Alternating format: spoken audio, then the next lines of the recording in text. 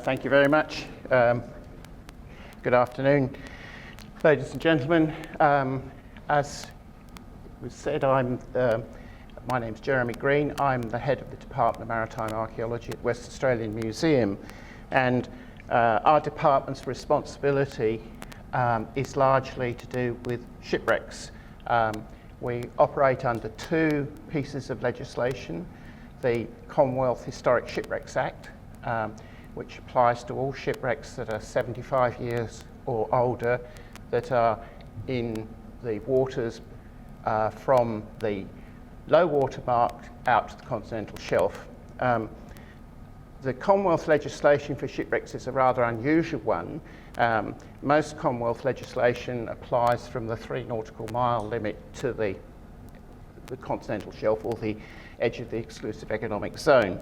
But for some strange reason, the only one piece of legislation that applies to the low water mark is the Commonwealth legislation.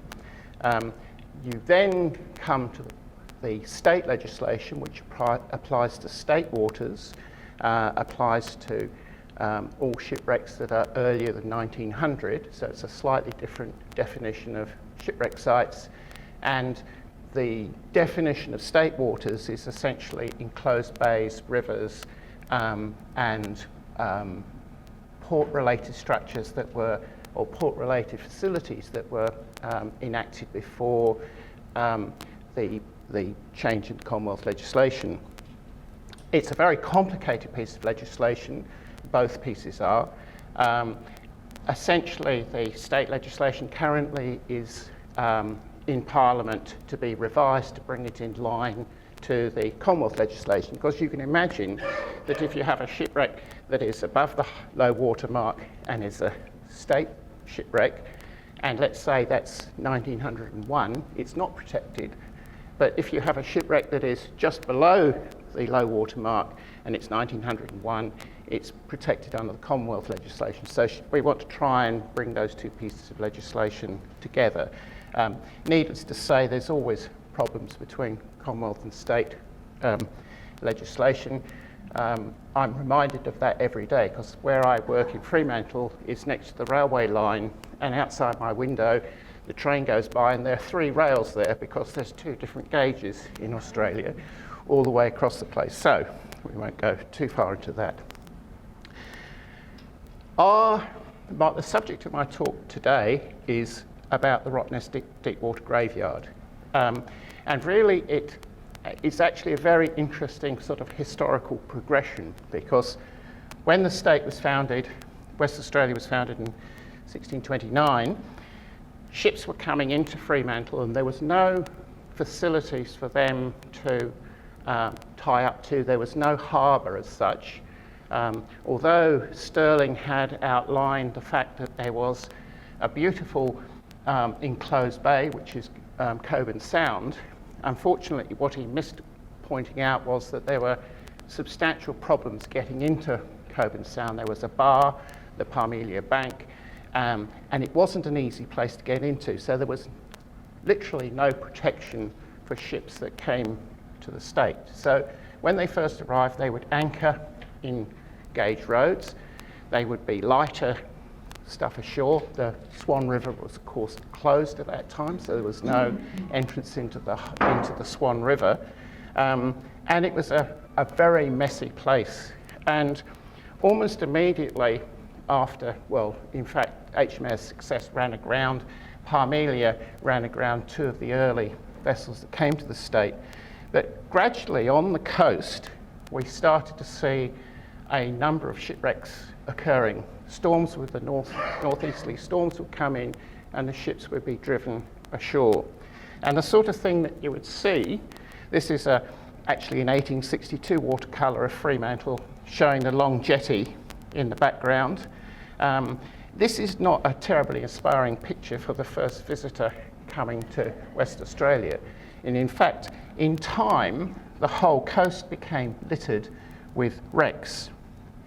In 1883, this is one of the early maps or charts of the coast.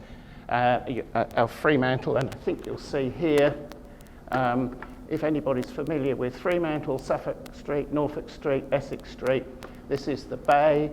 Of course, there's no esplanade, there's no fishing boat harbour or anything like that in those days, and not even a jetty for them to tie up to land things with. And the Thames was one of the first wrecks that occurred on the shoreline. By the Chauncey map in 1844 now shows us 3 wrecks on the coast.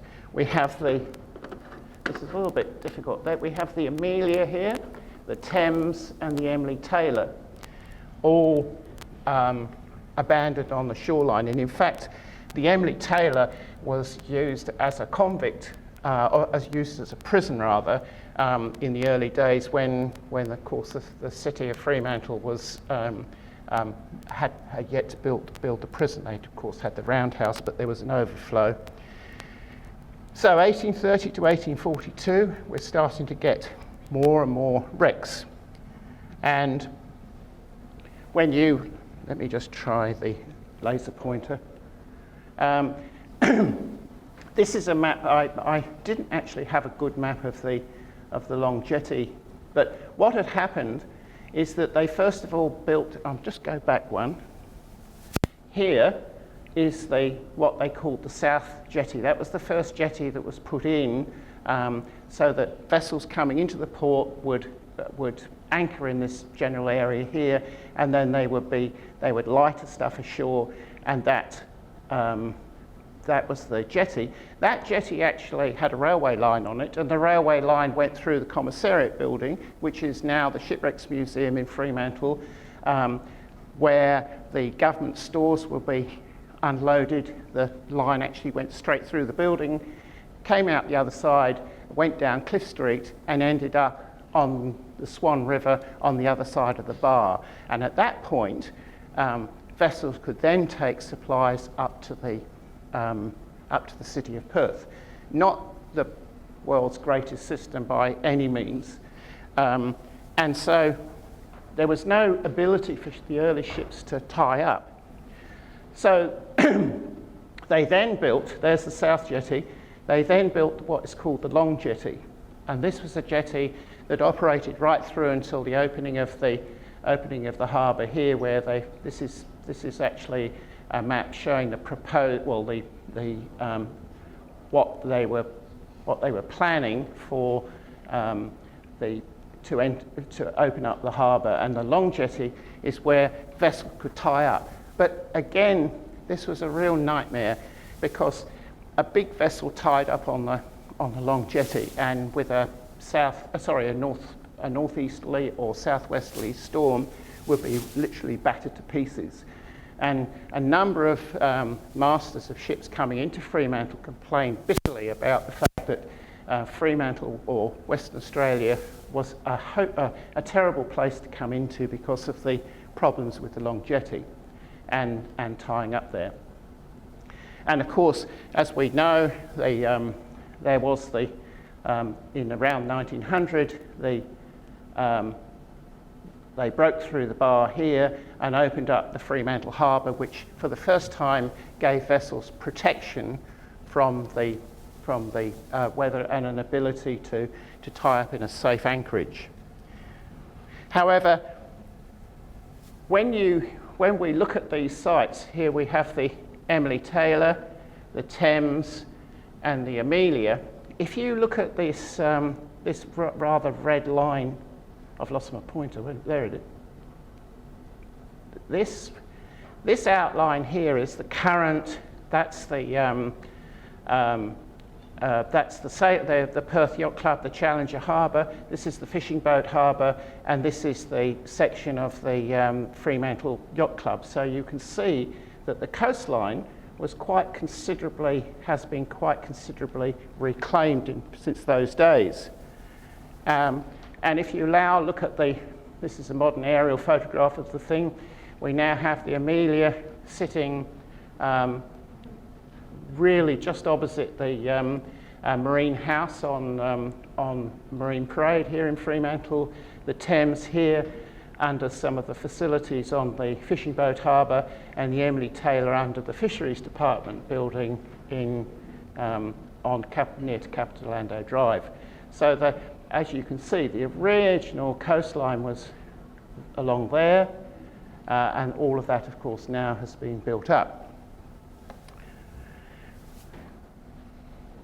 Even with the port being open, ships still suffered from the problem of being stranded on the shore. This is the Omeo, stranded in 1905. This is just south of the new Port Coogee development. It's quite an interesting wreck site. This is a view of the vessel not long after she was stranded. Now a few remains of her can be seen above the water, but it's a very nice and one of the most interesting sites that is accessible for the public to dive over.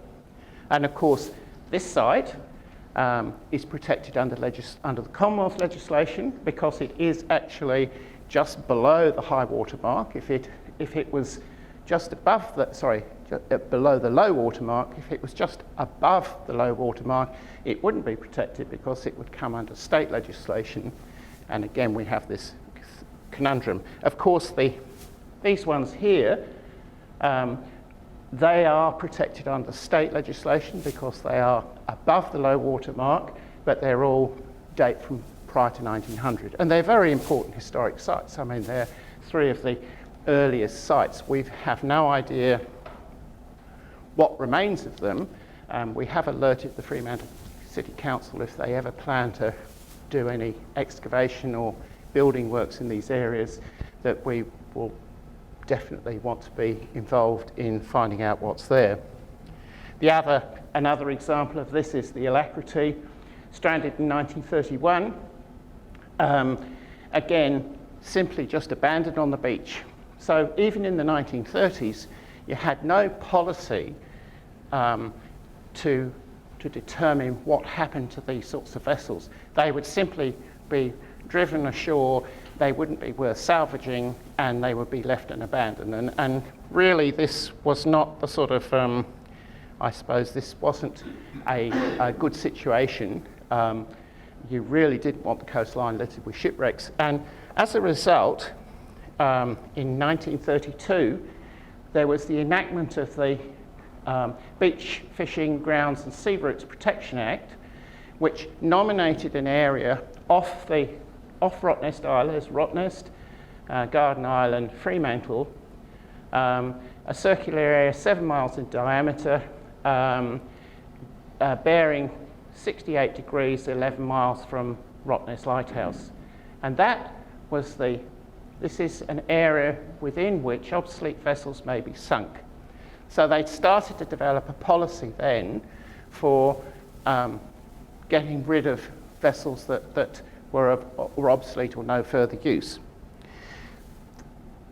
This was starting to come to a head in the 30s, because what had happened is that once the harbour was open and vessels started to be steamers, so they required coal, what would happen is that in the harbour you would have hulks, which are basically an old ship that is no longer seaworthy, no longer able to go on a voyage, would have arrived in Fremantle, would have not passed its Lloyd's insurance assessment, and would no longer be able to go to sea on a trading issue. They then were subsumed by the government and used as hulks, and basically their objective was you'd fill them with coal, and when a steamer came in or a vessel which required coal, the coal would be delivered, the hulk would be taken alongside, and coal would be transferred to the ship. They were also used to help to unload vessels where there was a situation where a vessel needed to be unloaded in a hurry. They could both unload onto the shoreline, onto the wharf, but also into the hulk. But again, the problem with the hulk was that they had a limited lifetime.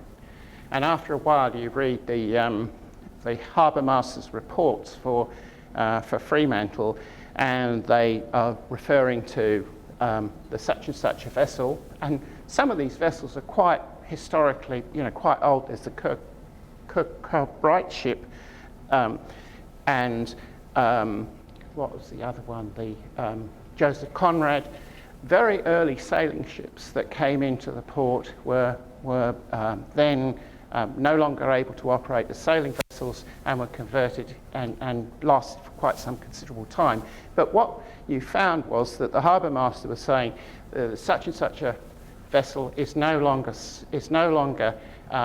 able to operate as a hulk because it's leaking badly.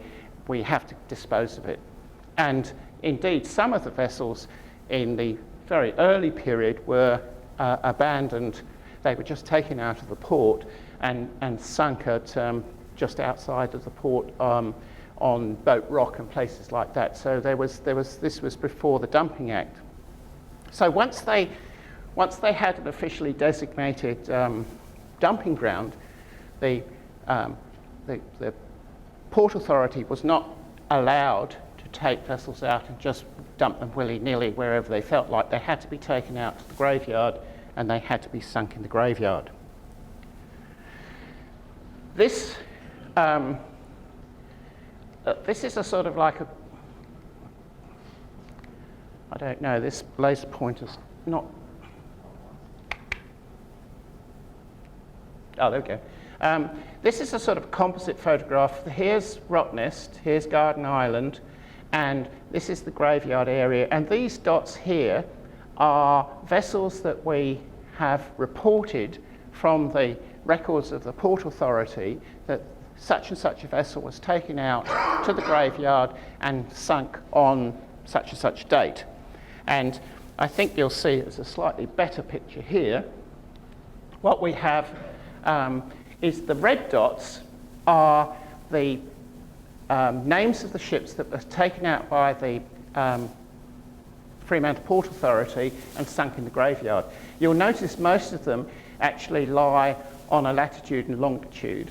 So what that means is that these guys went out there, towed the vessel out, sunk it, and they made an approximate calculation of where they were located. And so it's not a precise position, it's just to the nearest minute. So there's the Bankfield, the Governor, the Adventure, the Kuroda, the Concordia, and the Cape Otway there. So those are the positions, reported positions. The green positions, now this is where it starts to get interesting, and this is really where the beginning of the graveyard story starts from our perspective, because fishermen go out and they line fish all over the place, and one of the things that they're always looking for is reefs and places where there's a reef, fish will aggregate above the reef. And we began to get reports in the department of fishermen coming back and saying, we found a really strange site out in the deep water, in the 80 to 100 metre depth, where we think it's a shipwreck. And so one of the members of staff started to collect this information, and of course we then started to look at the history, and then we found that there was this graveyard here. And so the green dots are reported positions by fishermen of places that they think are actual wreck sites. And we asked them when they went out, please could you keep a record of where it was and report it back to us. And so we started to gather this information. This is in the late 80s, early 90s, and of course we're talking about depths here. About here is the 80-metre contour, and about here is the 100-metre contour, well outside the capability of normal conventional scuba diving. And it was kind of like we started to gather this information because it was important. We thought one day there may be possibilities that we'd be able to go and investigate these sites. As it turned out, the technology began to change at about in the mid-90s. And the first investigations that took place in 2001 was a very interesting combination of circumstances. We had been approached, the department had been approached by a West Australian documentary company called Prospero Productions. And they came to us, they wanted to make a series of programs called the Shipwreck Detectives. And they basically came to us and said, what sort of projects would you like to do that you don't have funding for, that we could finance for you to do as part of this series? And we put up, yeah, just give us a list. So we gave them a list of about 100 projects. One of the projects they selected was the Deepwater Graveyard. And we'd been thinking around that time, because we'd been playing with the idea of going out and trying to investigate these sites. And we had a meeting and a fairly sort of big sort of think tank on how we could approach this problem. And we knew many of the wrecks in the graveyard were iron wrecks. And so we said, well, why don't we try using some of the technology that exists in the mining companies at the moment, the aerial magnetometers, because the mining companies fly aircraft all over this state looking basically for iron ore bodies. And so they use a magnetometer, and a magnetometer is an instrument that measures the Earth's magnetic field. When you have an iron object in the Earth's magnetic field, that influences that field. So there's an anomaly, and I'll explain that in a minute. But we thought, well, let's try and see if it's possible. So what we did is that we hired a UTS, which was an aerial survey company, and asked them to fly 2 areas in the Deepwater Graveyard. The first was the actual graveyard itself, and the second site was the site of where HMS Derwent was sunk in the 80s or 90s. I'll get to that in a minute. They flew this survey. They were flying at 50 metres above the seabed, above the surface of the water, and we were really interested to see whether it's possible that we could detect these sites. And of course they did. Each one of these is actually a wreck site. And in fact, I'll show you a slightly better. This is a slightly different sort of way of representing it. This is a contour diagram showing the change in the strength of the Earth's magnetic field as a result of that iron object, which is the shipwreck. And so we have these sites here, even this small site here. There's 10 sites on that original survey. That survey took probably about 4 hours of flying, and we had locations of sites for the first time, accurate locations of site. This is the 100-metre contour here. So you can see the sort of thing that at 100 metres range, a fairly large iron shipwreck can be detected with a magnetometer. Now, I'm going to get a little bit technical just for a moment or two to try and explain how you get a magnetic anomaly from an iron object. If you look in this lower picture here, if you remember, you have the Earth, and the Earth acts like a big bar magnet. And the Earth's magnetic field, the lines of force of the Earth's magnetic field are these lines here. So they're fairly constant over small geographical distances, but the intensity increases over large geographical areas. So if you had no iron object in, and this is the track of a detector head measuring the Earth's magnetic field strength, if there was no iron object there, it would be absolutely flat. But what happens is, with an iron object, it becomes magnetized. The Earth's magnetic field induces it produces induced magnetism in the iron object. And as a result, the iron object itself acts as a little bar magnet of itself. And what it does is, if you look at these are the field lines of the thing, and they're all pointing into the Earth. So in this area here, because they're actually adding to the Earth's magnetic field, and in this little area here, they're actually opposing the Earth's magnetic field. So what you do is you get this is the intensity. You get a large magnetic increase in magnetic intensity to the south of the object, and a small one to the north, because it's only a small component that is acting against the field, whereas in this area here, it's a large component.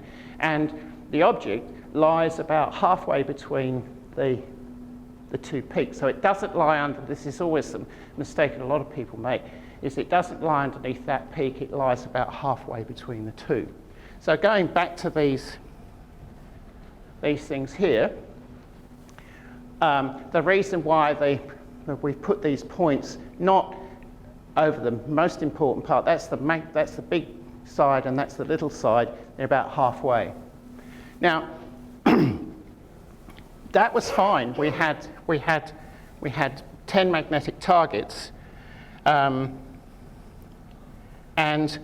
we also had. So this is the UTS survey of the centre of the Deepwater Graveyard. That's the centre of that circle that you saw before. That was the Sea Dumping Act. We also knew the approximate position of the Derwent. Now the Derwent was, as it says there, a Type 12 frigate of 2,100 tonnes, and it was sunk in 200 metres of water. So we actually have a measure now that we know that we can detect something around 2,000 tonnes in 200 metres of water using an aerial magnetometer. This was actually something that was quite interesting from the point of view as when people were looking at the possibility of finding HMS Sydney. The Sydney was a quite larger vessel. It was a light cruiser, but in much deeper water. This was something that was considered as a possibility in the shallower areas where the proposals were that nobody knew exactly where the Sydney was one of the options that was considered. As it turned out, they used different technology, some of the technology that you'll see in a moment. But that was an interesting discovery, I suppose, from our point of view. And after we'd done our survey, a second UTS survey was done, a much larger one. This is the original area that we surveyed, and the second big survey, we didn't actually do it, somebody else did it, but they gave us the information that came from that, and they had two new sites, this one here, and this whopping great one over here. This is actually very interesting because we knew that there was a submarine sunk in the Deepwater Graveyard. At the end of the Second World War, the Lend-Lease program, which the Americans provided equipment, military equipment for the war effort. Part of the Lend-Lease agreement was, the condition of it was that at the end of the war, it couldn't be used for commercial purposes. So it actually had to be destroyed. And so a large quantity of material was taken to the Deepwater Graveyard. There were trucks, there was two Catalina aircraft were taken to the graveyard, ammunition, all sorts of things were taken out and dumped in that thing. And one of the vessels that was taken out was the K11, a Dutch submarine that was brought down came down to Fremantle and operated during the Second World War as part of the submarine fleet. But at the end of the war, that too had to be got rid of, and it was taken to the graveyard. And we were quite interested in finding that. The reason being that a submarine is a very long, narrow object, and for various reasons which I won't go into, but just take my word for it, as a result of that, you get a very strong magnification effect of the magnetic field, and so you would expect to have a whopping great target. And so when these guys had done this survey, we said, oh, it's the K11. So we went out there a few weeks later with a marine magnetometer and surveyed the area, and there was nothing there at all. And we're pretty sure that it was a Collins-class submarine lurking in the graveyard. There is another possibility, it could have been some other country's submarine in the graveyard. We're not quite sure. And the Navy hasn't actually told us what it is, but it's definitely not there anymore, which is quite interesting in itself.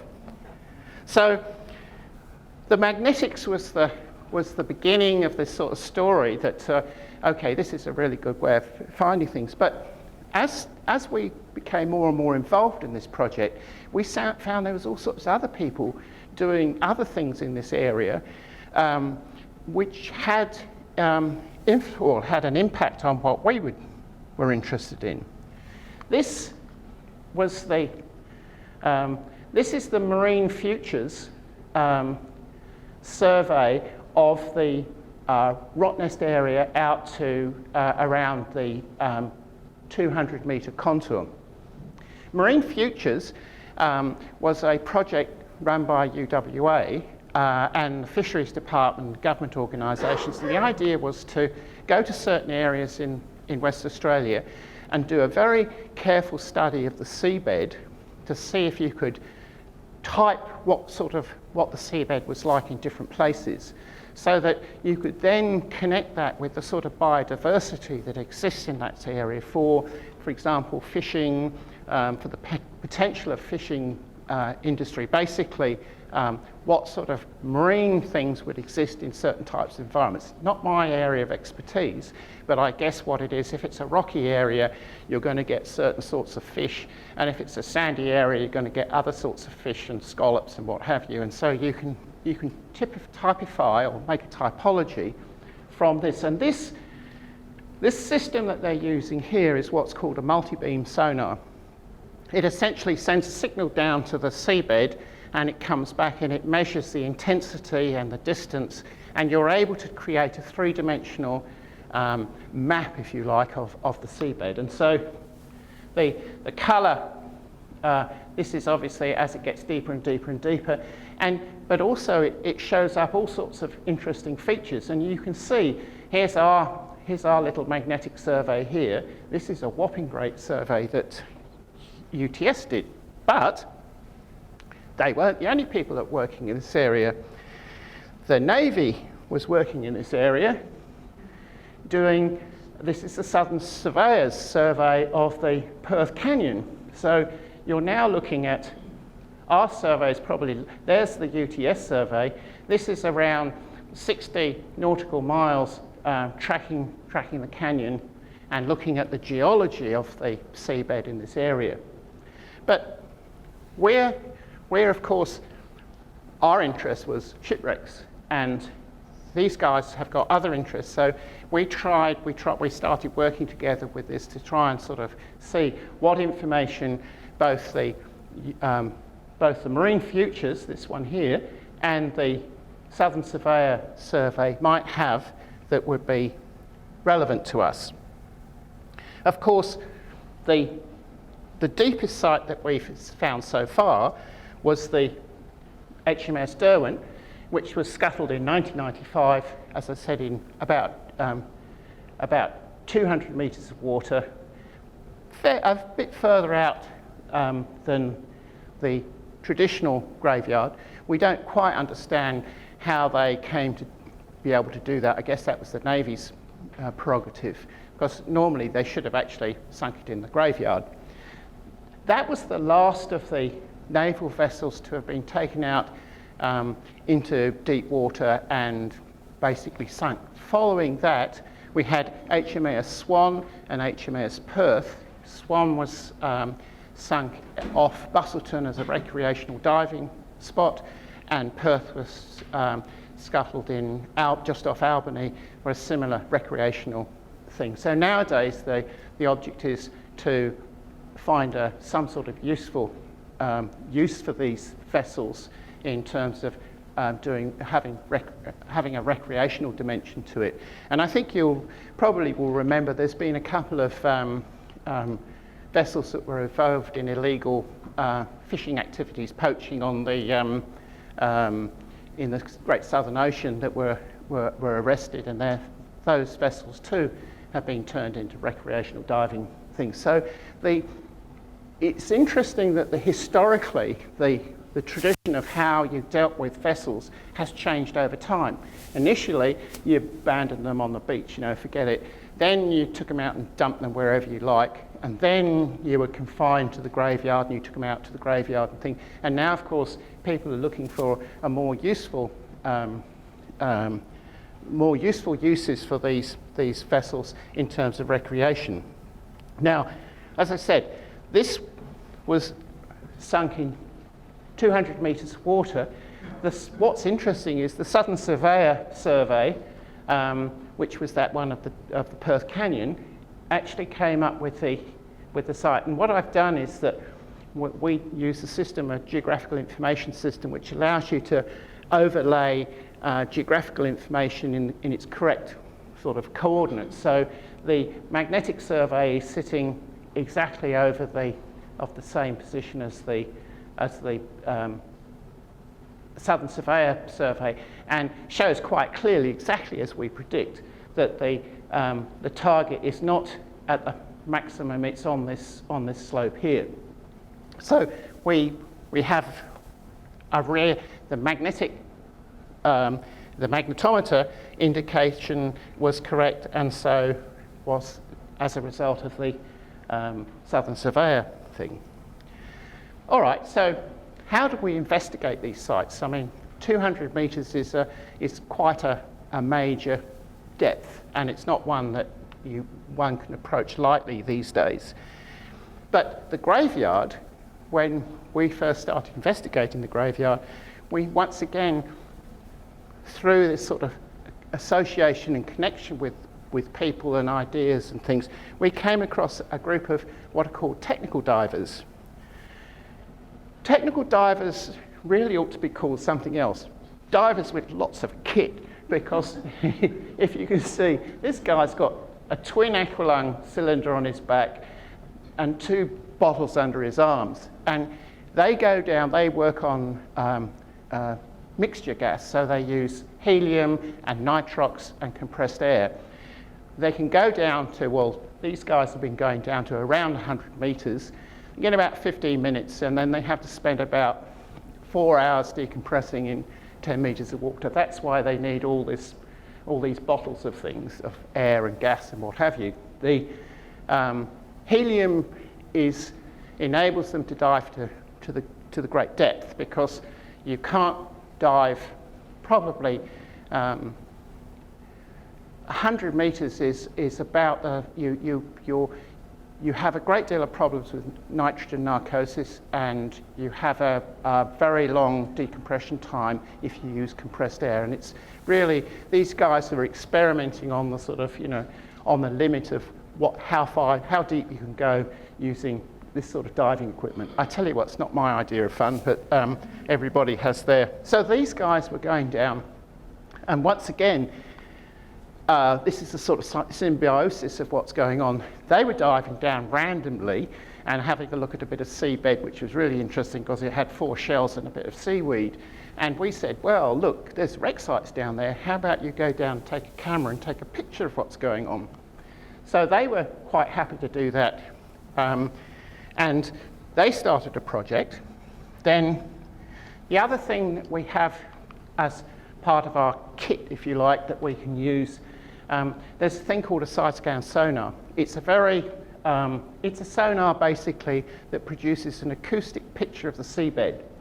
This is a dredge just outside of the Deepwater Graveyard that we came across, and I think you can probably, it doesn't come over really as well on this projector, but here's the bow section of the vessel there, and you'll notice that there's like 2 prongs to it. Then you have the sort of like the wheelhouse, and then here's the stern of the vessel here. And unfortunately, it doesn't show up very well, but you can see these shadows here. This is the shadow of this wheelhouse, and from the geometry of what's going on, we can measure the height of that. We can measure the size of the vessel from the sonar, because the sonar is also linked to a GPS, so it gives position very accurately. And the two little prongs at the front mean that there was a gap between there, and it was a bucket dredge. And the dimensions of the vessel fit with the bucket dredge named Fremantle that was taken out of the harbour and sunk off the stragglers, as they said. We have a suspicion that a lot of the sites that exist between the graveyard and Fremantle were a result of the fact that the people were ordered to take these vessels out, tow them out to the graveyard, and then sink them at the graveyard. And you kind of got the suspicion that actually what happened is they got a bit fed up with the whole process about halfway there. It was a rough day. They wanted to get back to Fremantle, to the pub or to their family or what have you, and they popped them off and then just said that they'd sunk them in the graveyard, because there are quite a few vessels that didn't actually get to the graveyard, and the Fremantle is one of them. I guess we probably will never really know that story. So nobody's would have said anything about it. The other thing, again, this is all coincidences and situations where you meet people and see things and get. I actually was working in 2000 in Turkey I had a project with the Institute of Nautical Archaeology. Their museum granted me permission to go and work with them for a few years on a sort of like a 3 or 4 weeks at a time. We were doing a different sort of project there. One of the things that they had, these guys, was this 2-person submarine. It was they used it to go down and search for shipwrecks, but their shipwrecks were sort of like 4th century BC, 12th century BC, 2nd century AD, not your 1900, 1880 sort of thing. And it's just something that I sort of, wasn't involved in working with this equipment, but I would see it in operation as part of our project. And I came back to Perth in around 2000, I think it was 2003, and I was sailing in the river at around Fremantle, around Pier 21. We were going along one sort of Saturday afternoon, and I looked at Pier 21. I said to my wife, "Do you know, that's just like one of those submarines that were used in Turkey." And we went over, and it was.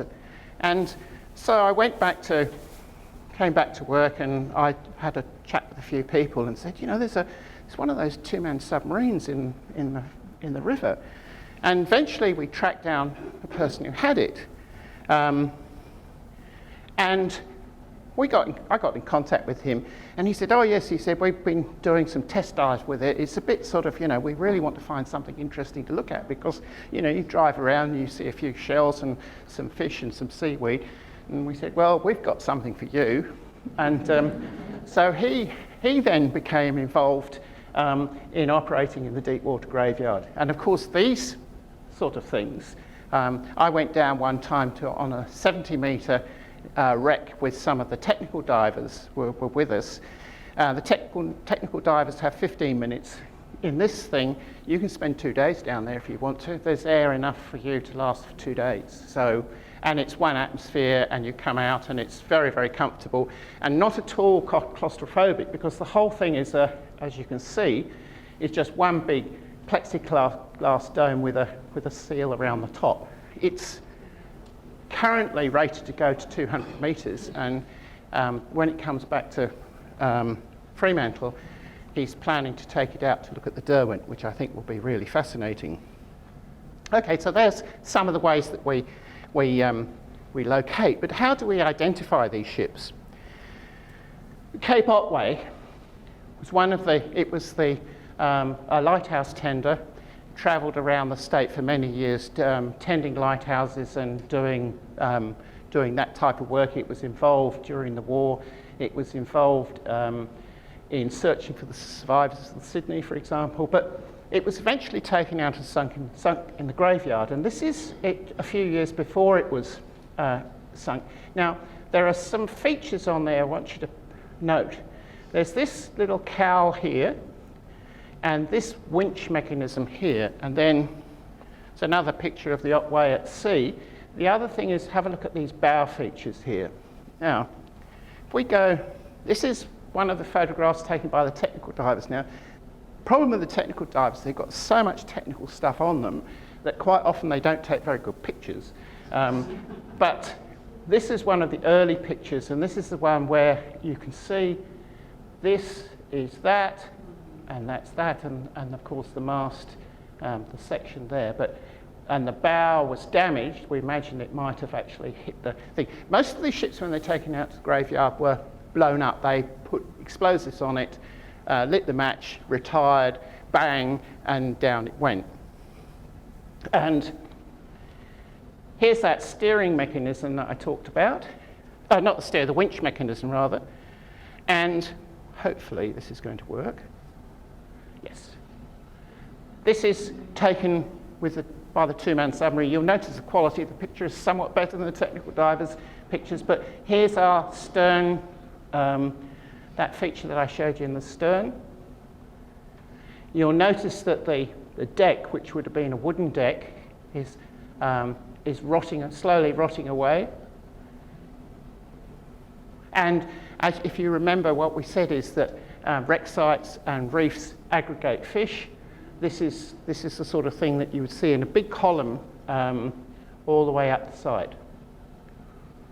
Now,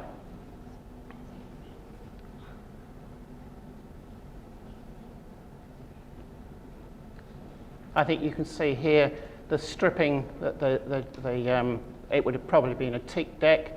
Most of that's now disintegrated.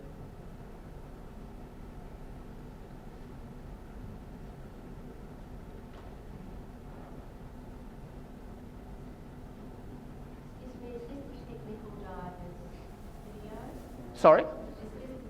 No, this is taken from the submarine with a high definition camera mounted on the outside.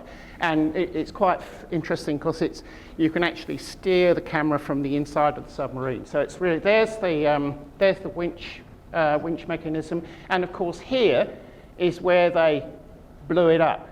So they would have put the explosives charge in that area. Now we have another example, the COS 7.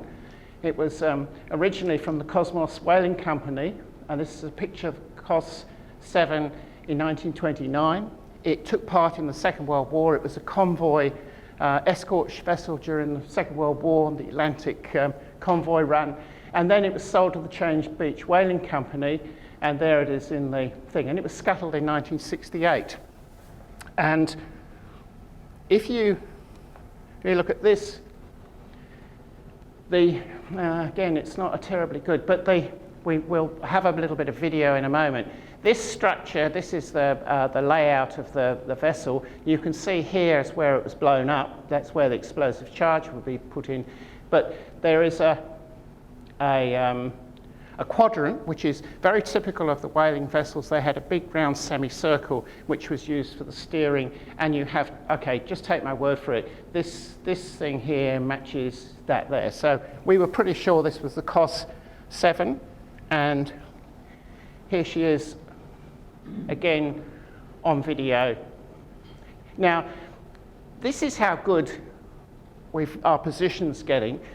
What normally goes is you go out there, you go to the GPS position which you've got from your survey, and you take a long line with the buoy on it and a weight, and you throw it in, and bang, that one was right on the deck. And you'll see another one. Now there's the steering quadrant there, and whoops, we missed that. But that was, so there's the microbuoy, and so the sub then can go straight down the line, just follows the line down rather than going off randomly, and can land on the site. Where is this one, son?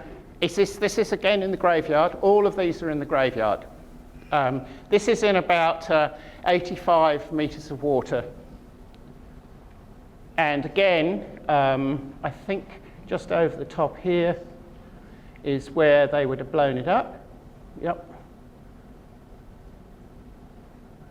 And the great thing about the sub is that it's a terribly stable platform. So normally the problem with anybody that's swimming in the water with a handheld video camera is they jiggle around like this. This is like a absolutely stable, so it's really easy to get very high quality images. And as I said, this is where it would have been blown up. And then here you have the wheelhouse, and then the front of the vessel there. Just a couple more examples. The Norwell, this was a vessel used in the whaling company, actually the Norwegian Bay Whaling Company. It was brought down to Fremantle. It was used to store whale oil. Brought down to Fremantle, was in the harbour. It was being used as a fueling barge. Had an accident with the Eagle, sunk in the harbour. Was raised, and they said, "Oh, look, this is just a nightmare, this thing." And they took it out to the graveyard and sunk it in '68. And this is again, I'm sorry, not a terribly good underwater photograph, but we're able to see it's the Norwell because it's got this square, exactly the square front that we expect it to see. Junie, another graveyard vessel. This is the Cape Otway, and this is in '56, and they're cutting up they're quite interesting, they cut up the Junie down to this level here. I don't have a good picture of it. This is in its original configuration, but it was literally cut down to sort of just about waterline and then taken out to the graveyard and scrapped. And again, we can tell it's the Junie from the fact that here's where it would have been blown, and you can see that it's actually caused the vessel to break its back. A very flat, because basically what they've done is they cut all the superstructure off, chopped it up for scrap metal and exported it. And there was a period of time when vessels were taken up to the Far East and into India to be scrapped. But that seemed to stop around the 60s. It started again for a short while, and it was really to do with economics. Was it economically viable to take something all the way to Hong Kong or to Mumbai or what have you? Was there a economic edge to it, or was it better simply just to dump it? And you'll see in a moment, hopefully, out of the gloom, is this bow section, which is the giveaway for it being the Junie.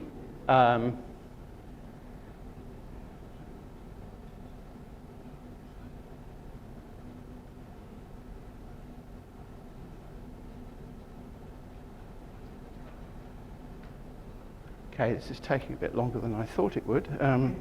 Sorry about this. Oh, here we go. It's coming a bit now. So I think you can see there, we've got the Junie. Okay, what else have we got? You remember the Marine Futures multi-beam sonar. You can't actually see, it's not clear enough. That's the Norwell site, and this is a site, what we call Site 12. You can't see the Norwell site on the Marine Futures, but you can on this one. So not all techniques are able to show the sites. And we got 35 sites known to have been located in the graveyard, and we've so far visited and photographed 9, and of which we've identified 4. So the problem being that in many cases the sites look a little bit like this. Here are the good old technical divers with their 15-minute window of opportunity, and what you've got here is just basically an enormous pile of iron, almost totally unidentifiable. And this is one of our long-term projects, is to try and go back over this footage and try and see if there are features about these sorts of sites that will help us to identify what we're looking at. There's just for example, another site. This is a very large iron ship of unidentified, but you can see this is the keel here, or the keelson in fact, and the beams. Totally, we don't know what it is, and this is going to be one of our sort of, many research projects. I think the other thing that we've got to remember is that we're not the only people down there, or not the only things down there. Of course, there are other things. Quite a large quantity of crayfish were on that site. The graveyard will be a project that will probably go on for a very long period of time. I think as technology changes, we may see, with this two-person submarine, for example, when the technology gets better, we may see it become a recreational site, a place where people can be taken down and look at some of these sites. It's a very large concentration of wreck sites in a very small area. If people can't go to the wreck sites, we can certainly bring the wreck sites to people through the video and through that sort of thing.